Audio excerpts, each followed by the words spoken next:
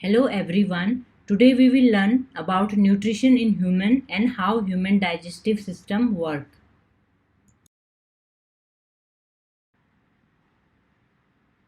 Nutrition के steps हैं ingestion, digestion, absorption, assimilation and egestion. अब हम इन पांचों स्टेप्स के बारे में एक एक करके डिटेल में पढ़ेंगे। न्यूट्रिशन का पहला स्टेप है इंजेशन। इंजेशन की प्रोसेस के लिए ह्यूमन बीइंग में स्पेशल ऑर्गन माउथ होता है। माउथ एलिमेंट्री कैनाल की एक ओपनिंग है जो एक कैविटी में खुलता है और इस कैविटी को बक्कल कैविटी या माउथ कैविटी कहते हैं। खाना मुंह में रखने की जो प्रोसेस होती है उसको इंजेशन कहते हैं। हम अपने हाथों से फूड को अपने मुंह के अंदर इंजेस्ट करते हैं। माउथ की जो ओपनिंग है वह एक कैविटी में खुलती है। इस कैविटी को बक्कल कैविटी कहते हैं। बक्कल कैविटी में एक तो दांत होते हैं जो फूड को काटने और चबाने का काम करते हैं। दूसरा स्लाइवरी ग्लैंड्स होती हैं जो स्लाइवा रिलीज करती हैं। और तीसरा टंग होती है जो स्लाइवा को फूड के साथ मिक्स करने में और फूड को सॉलो करने में मदद करती है।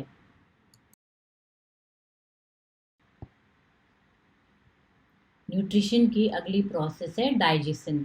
जो डाइजेशन की प्रोसेस होती है वह बक्कल कैविटी, स्टमक और स्मॉल इंटेस्टाइन में होती है। ईसोफेगस एक पाइप लाइक स्ट्रक्चर होता है जो कनेक्ट करता है बक्कल कैविटी को स्टमक से। लीवर और पेनक्रियाज एसोसिएटेड ग्लैंड्स हैं जो अपना सेक्रेशन स्मॉल इंटेस्टाइन में रिलीज करती हैं जो कि फूड को डाइजेस्ट करने में हेल्प करती हैं। Human digestive system alimentary canal और उसकी एसोसिएटेड ग्लैंड्स से मिलकर बना होता है। जो एलिमेंट्री कैनाल होती है वह माउथ से लेकर एनस तक 9 मीटर लंबी ट्यूब होती है। इसके जो मेन पार्ट्स हैं वो हैं mouth, oesophagus, stomach, small intestine और लार्ज इंटेस्टाइन। और जो एलिमेंट्री कैनाल होती है उसकी एसोसिएटेड ग्लैंड्स हैं एक तो बक्कल कैविटी में पाई जाने वाली स्लाइवरी ग्लैंड्स, दूसरा लीवर और तीसरा पेनक्रियाज। तो स्लाइवरी ग्लैंड्स, लीवर और पेनक्रियाज जो इन तीनों एसोसिएटेड ग्लैंड्स के जो डक्ट्स हैं वो अपना सेक्रेशन एलिमेंट्री कैनाल में रिलीज करती हैं जो फूड को डाइजेस्ट करने में हेल्प करते हैं। तो जो एलिमेंट्री कैनाल है वो माउथ से स्टार्ट होती है और माउथ से हम खाना अंदर लेते हैं और एनस से अनडाइजेस्टेड फूड बाहर निकालते हैं। तो जो यह एक ट्यूब है माउथ से लेकर एनस तक एक लंबी ट्यूब है, इसको एलिमेंट्री कैनाल कहते हैं।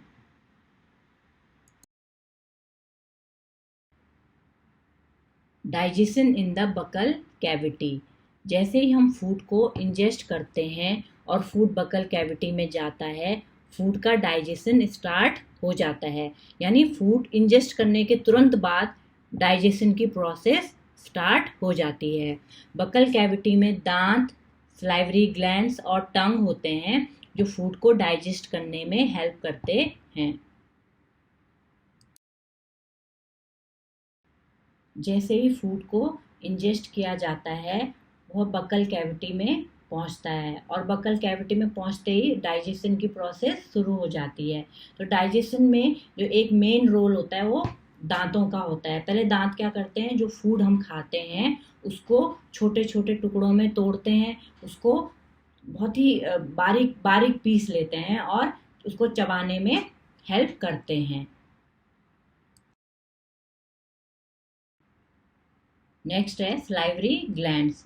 स्लाइवरी ग्लैंड्स एक वाटरी लिक्विड प्रोड्यूस करती हैं जिसको स्लाइवा कहते हैं। जो स्लाइवा होता है फूड को वेट करता है यानी गीला करता है और उसको मॉइस्ट बनाता है जिससे उसको सॉलो करने में आसानी होती है।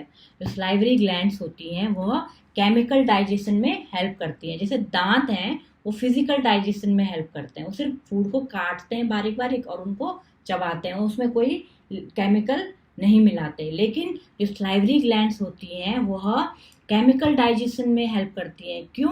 क्योंकि वो एक एंजाइम सेक्रेट करती हैं जिसको स्लाइवरी अमाइलेज कहते हैं, और यह स्लाइवरी अमाइलेज स्टार्च को डाइजेस्ट करने में हेल्प करता है। तो आपने देखा स्टार्च को स्लाइवरी अमाइलेज की प्रेजेंस में शुगर में बदल दिया जाता है। तो जो स्टार्च है वह एक कार्बोहाइड्रेट है, और कार्बोहाइड्रेट का जो डाइजेशन है वो माउथ से स्टार्ट हो जाता है। इसके बाद है टंग। टंग फूड और स्लाइवा को मिक्स करने का काम करती है। स्टार्च जो एक कार्बोहाइड्रेट है का डाइजेशन माउथ में स्टार्ट हो जाता है, और यह स्लाइटली डाइजेस्टेड फूड टंग की हेल्प से सॉलो किया जाता है, और यह फूड नीचे ईसोफेगस में पहुंच जाता है। जो यह स्लाइटली डाइजेस्टेड फूड है इसको बोलस कहते हैं। तो हमने देखा कि जैसे ही फूड को इंजेस्ट किया जाता है डाइजेशन की प्रोसेस स्टार्ट हो जाती है।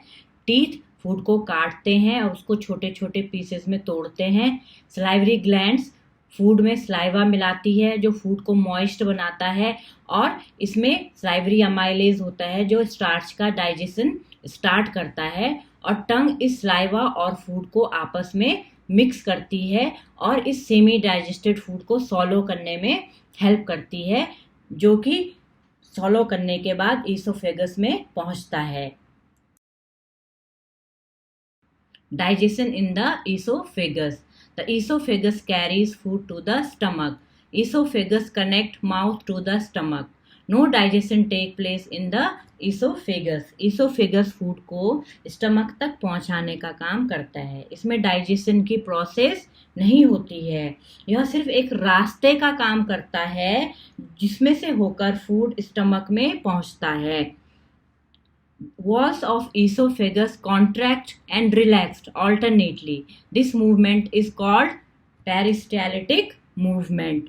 Esophagus की वॉल की मसल्स कॉन्ट्रैक्ट और रिलैक्स होती रहती हैं। इस प्रोसेस को पेरिस्टाल्टिक मूवमेंट कहते हैं। When semi-digested food enters in the esophagus, the walls of esophagus start peristaltic movement. This movement pushes the semi-digested food or bolus into the stomach. जब semi digested food oesophagus में आता है तो उसकी wall की muscles peristaltic movement start करती हैं, और इस मूवमेंट से फूड आगे मूव करता है और स्टमक में पहुंचता है। पूरे एलिमेंट्री कैनाल में फूड पेरिस्टाल्टिक मूवमेंट से ही आगे बढ़ता है। अब हम इसको डायग्राम की हेल्प से समझेंगे। जैसे ही ईसोफेगस में फूड आता है वैसे ही फूड के पास वाली मसल्स में कॉन्ट्रैक्शन स्टार्ट हो जाता है और फूड पर एक प्रेशर पड़ता है जिससे वह आगे की ओर खिसकता है। वह रिलैक्सेशन वाले एरिया में पहुंचता है। फिर उस रिलैक्सेशन वाले एरिया में कॉन्ट्रैक्शन स्टार्ट होता है और वो फिर से आगे खिसकता है। इस तरह से फूड ईसोफेगस में और पूरे एलिमेंट्री कैनाल में मूव करता है। यह देखिए, जैसे ही फूड को सॉलो किया गया ईसोफेगस की वॉल में कॉन्ट्रैक्शन और रिलैक्सेशन की प्रोसेस स्टार्ट हो गई, और इस प्रोसेस से फूड आगे मूव करने लगा। इस प्रोसेस को पेरिस्टाल्टिक मूवमेंट कहते हैं। Digestion in the stomach. The slightly digested food is further digested in the stomach. The food is churned in the stomach for about 3 hours. Food breaks down into smaller pieces and form chyme, a semi-solid paste. मुंह से आने वाला slightly digested food stomach में और digest किया जाता है। Food stomach में 3 घंटे के लिए रहता है। इन 3 घंटों में फूड को चर्न किया जाता है और तोड़ा जाता है और छोटे स्मॉल पीसेस में, जिसको काइम कहते हैं। काइम एक सेमी सॉलिड पेस्ट होता है। Gastric juice secreted by the walls of stomach contain three substances: hydrochloric acid, the enzyme pepsin, and mucus. Due to hydrochloric acid, the gastric juice is acidic in nature.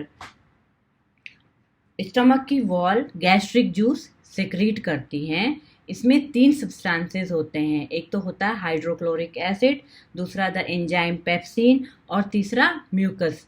Hydrochloric acid की वजह से gastric juice acidic होता है।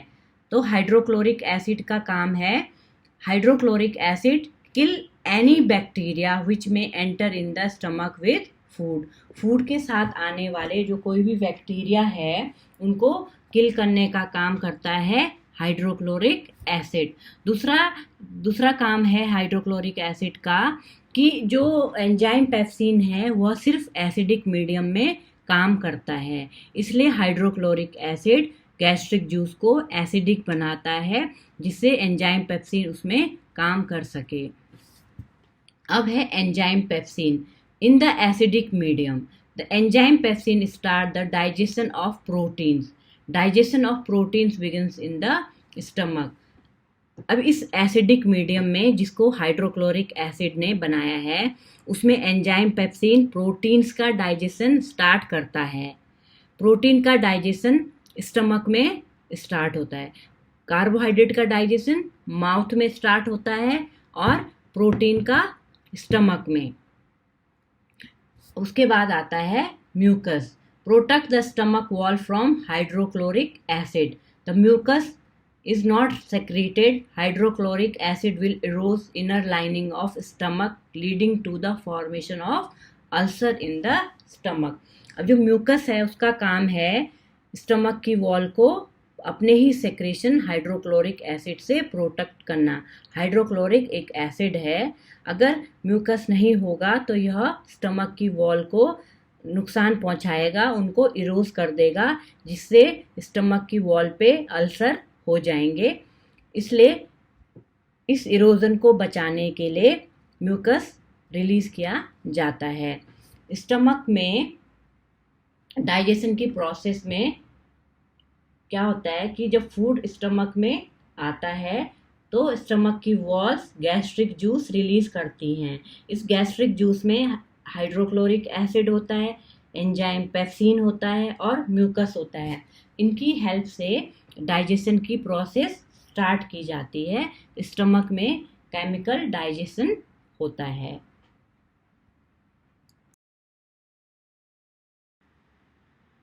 यह देखिए, जैसे stomach में food आता है डाइजेशन की प्रोसेस स्टार्ट हो जाती है। स्टमक में केमिकल डाइजेशन होता है जिसमें एंजाइम पेप्सिन प्रोटीन्स को ब्रेक करता है।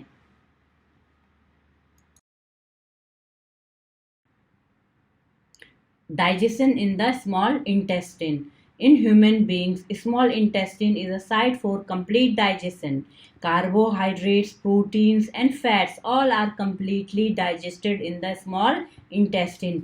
ह्यूमन बीइंग में स्मॉल इंटेस्टिन को कंप्लीट डाइजेशन की साइट कहा जाता है क्योंकि इसमें कार्बोहाइड्रेट्स, प्रोटीन्स और फैट्स को कंप्लीटली डाइजेस्ट कर दिया जाता है और वह वाटर सॉल्युबल मॉलिक्यूल्स में बदल जाते हैं।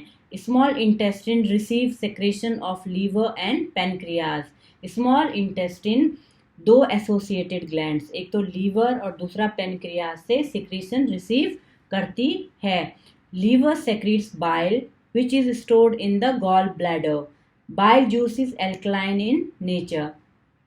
लीवर बाइल जूस सेक्रीट करती है जिसको गॉल ब्लैडर में स्टोर किया जाता है और आवश्यकता पड़ने पर स्मॉल इंटेस्टिन में रिलीज कर दिया जाता है। बाइल जूस का जो नेचर है वह एल्कलाइन है। बाइल जूस एल्कलाइन होता है। Bile contains salt which breaks the fats present in the food into small droplets. This process is called emulsification of fats. These emulsified fats are more easy to digest. Bile juice का पहला काम है fat का digestion start करना। Bile juice में salts होते हैं जो फैट्स को छोटे छोटे ड्रॉपलेट्स में तोड़ देते हैं। फैट्स को ड्रॉपलेट्स में तोड़ने की जो प्रोसेस है उसको एम्यूसिफिकेशन ऑफ फैट्स कहते हैं। और जो ये एम्यूसिफाइड फैट्स होते हैं वह डाइजेस्ट करने में बहुत आसान होते हैं। Bile makes acidic food alkaline so that pancreatic enzyme can work on it. Bile juice का दूसरा काम होता है कि जो स्टमक से आया हुआ एसिडिक फूड है उसको एल्कलाइन बनाना, क्योंकि जो पैनक्रियाटिक एंजाइम है वह एल्कलाइन मीडियम में काम करता है। Pancreas secrete pancreatic juice which contain digestive enzymes like pancreatic amylase, trypsin and lipase. Pancreas pancreatic juice secrete करता है और इस pancreatic juice में डाइजेस्टिव एंजाइम्स होते हैं जो 3 तरह के होते हैं। एक तो पैनक्रियाटिक अमाइलेज होता है, दूसरा ट्रिप्सिन होता है और तीसरा लाइपेज होता है। अमाइलेज स्टार्च को ब्रेक करता है, ट्रिप्सिन प्रोटीन्स को डाइजेस्ट करता है और लाइपेज ब्रेक करता है एम्यूसिफाइड फैट्स को। तो आपने देखा कि जो अमाइलेज है वह स्टार्च को डाइजेस्ट करता है, ट्रिप्सिन प्रोटीन को डाइजेस्ट करता है और लाइपेज एम्यूसिफाइड फैट्स को डाइजेस्ट करता है। The walls of small intestine contain glands which secrete intestinal juices. Small intestine की वॉल्स में ग्लैंड्स होती हैं जो इंटेस्टिनल जूस को सिक्रीट करती हैं। तो जो स्मॉल इंटेस्टिन है वो एक तो लीवर और पेनक्रियास से सेक्रेशन रिसीव करता है और दूसरा स्मॉल इंटेस्टिन की खुद की वॉल्स भी इंटेस्टिनल जूसेस रिलीज करती हैं जो फूड के फर्दर डाइजेशन में हेल्प करती हैं। The intestinal juice contains lots of enzymes which complete the digestion. These enzymes converts the large and insoluble food molecules into small water-soluble molecules. Intestinal juice में बहुत सारे enzymes होते हैं जो food का digestion complete करते हैं। यह enzymes large insoluble molecules को small water-soluble molecules में बदल देते हैं। Intestinal enzymes कॉम्प्लेक्स कार्बोहाइड्रेट्स को ग्लूकोज में, प्रोटीन्स को एमिनो एसिड्स में और फैट्स और यू कैन से लिपिड्स को फैटी एसिड्स और ग्लिसरॉल में तोड़ देते हैं। Glucose, amino acid, fatty acids and glycerol water soluble molecules हैं। अब फूड का डाइजेशन कंप्लीट हो जाता है। जो हार्ड फूड होता है वह वाटर सॉल्युबल मॉलिक्यूल्स में बदल जाता है। अब इस फूड को इजीली एब्जॉर्ब किया जाता है। इंटेस्टाइन की वॉल में विलाई होती हैं जो फूड को एब्जॉर्ब करने का काम करती हैं। डाइजेशन के बाद अगला स्टेप आता है absorption. After digestion, food becomes water soluble and can pass through intestinal wall, contain blood capillaries and go into the blood. This is called absorption. जब फूड को डाइजेस्ट कर दिया जाता है उसके बाद फूड वाटर सॉल्युबल मॉलिक्यूल्स में बदल जाता है जो इजीली इंटेस्टिनल वॉल से पास हो सकते हैं। इंटेस्टिनल वॉल में ब्लड कैपिलरीज होती हैं जिससे ब्लड में फूड चला जाता है और इस प्रोसेस को एब्जॉर्प्शन कहते हैं। Small intestine is the main site for absorption of food. It is specially adapted for absorption. The inner wall of small intestine contain finger-like projection called villi. These villi provide large surface area which helps in the rapid absorption of digested food. जो small intestine है उसको absorption की main site कहा जाता है। यह specially adopted होती है अब्जॉर्प्शन के लिए। इसकी जो इनर वॉल होती है उसमें उंगलियों की तरह रचनाएं होती हैं, फिंगर लाइक प्रोजेक्शंस होते हैं जिनको विलाई कहते हैं। These villi provide large surface area और यह villi large surface area provide करती हैं जिससे फूड का लगातार अब्जॉर्प्शन होता रहता है।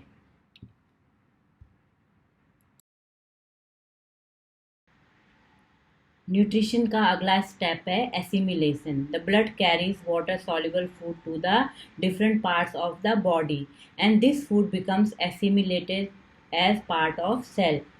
डाइजेशन की प्रोसेस कंप्लीट होने के बाद फूड को स्मॉल इंटेस्टिन की वॉल में प्रेजेंट विलय की हेल्प से एब्जॉर्ब कर लिया जाता है। विलय में ब्लड वेसल्स होती हैं जो फूड को डिफरेंट पार्ट्स तक लेके जाती हैं, और जब फूड डिफरेंट पार्ट्स में पहुंच जाता है तो वहाँ वो सेल्स में एंटर करता है। This assimilated food is used by body cells for obtaining energy and for growth and repair of the body cells. और जो यह एसिमिलेटेड फूड होता है उसको बॉडी के सेल्स एनर्जी रिलीज करने के लिए और अपनी ग्रोथ और रिपेयर के लिए यूज करते हैं।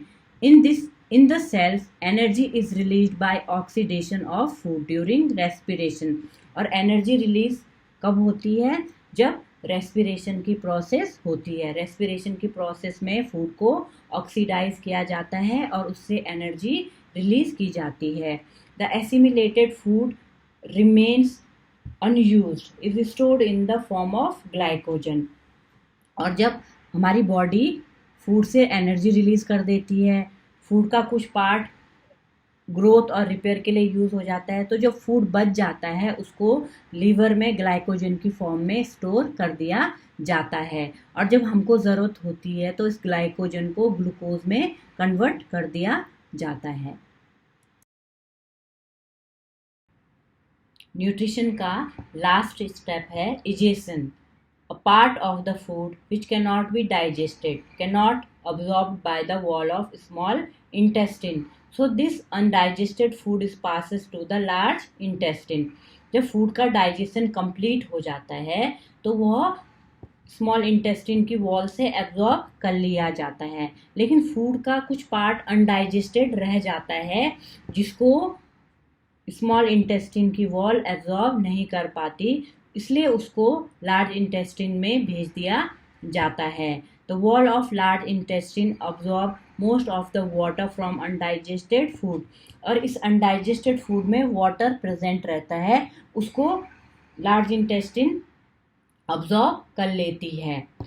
Due to absorption of water the undigested food almost solid. और जब फूड में से इस अनडाइजेस्टेड फूड में से वाटर का अब्जॉर्प्शन हो जाता है तो फूड सॉलिड बन जाता है। This solid undigested food stored in the rectum for some time and then passes out through anus। This process is called egestion। और जो यह सॉलिड अनडाइजेस्टेड फूड होता है इसको कुछ टाइम के लिए रेक्टम में स्टोर कर लिया जाता है, और जब यह रेक्टम फुल हो जाता है तो इस अनडाइजेस्टेड फूड को एनस से बाहर रिलीज कर दिया जाता है।